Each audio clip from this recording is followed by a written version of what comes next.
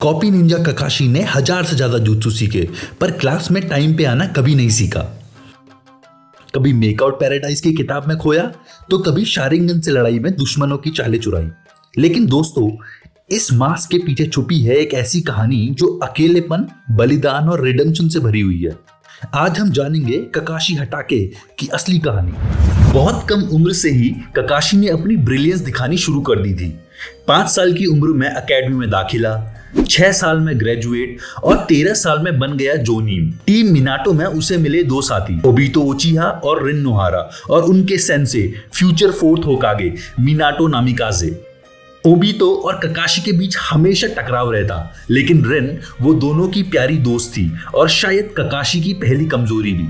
एक मिशन के दौरान जब ओबितो चट्टानों से नीचे दब गया था, उसने मरने से पहले ककाशी को अपनी शारिंगन दी, क्योंकि उस दिन ककाशी जोनीन बना था। किसी ने क्या ही सोचा था यही शारिंगन उसकी पहचान बन जाएगी। पर कहानी यही नहीं रुकी। कुछ ही समय बाद रिन को भी एक जाल में फंसाया गया। मिस्ट विलेज का प्लान था उसे लीफ विलेज के खिलाफ वेपन की तरह इस्तेमाल करना। रिन ने खुद को ककाशी की चिदोरी के आगे लाकर मरने का फैसला किया, और ककाशी, जिसने उसको अपनी जान से भी ज्यादा माना था, उसे खुद ही मार बैठा। इन 2 हादसों ने ककाशी को पूरी तरह तोड़ दिया। उसने खुद को विलेज के लिए पूरी तरह समर्पित कर दिया। ना कोई इमोशंस, ना कोई अटैचमेंट्स।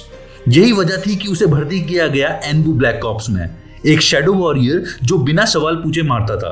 फिर आया एक नया चैप्टर, नारुतो, सास्के और साकुरा की टीम 7।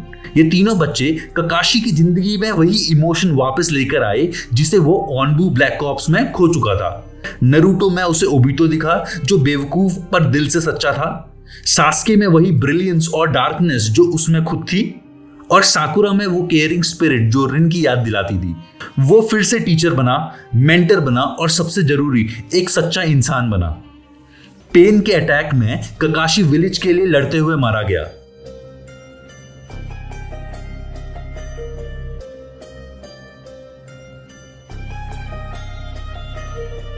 लेकिन मौत के बाद उसे अपने पिता हताके साकुमो से मिलने का मौका मिला। वो पिता जिसे विलेज ने रिजेक्ट किया था एक मिशन फेलियर के बाद, और उसी फेलियर मिशन के बाद उस पिता ने सुसाइड करना बेहतर समझा, जिसकी गलती का बोझ ककाशी ने पूरी जिंदगी ढोया था। उस बातचीत ने ककाशी को एक चीज सिखाई, गलती करने से बड़ा पाप है दिल से माफ ना करना।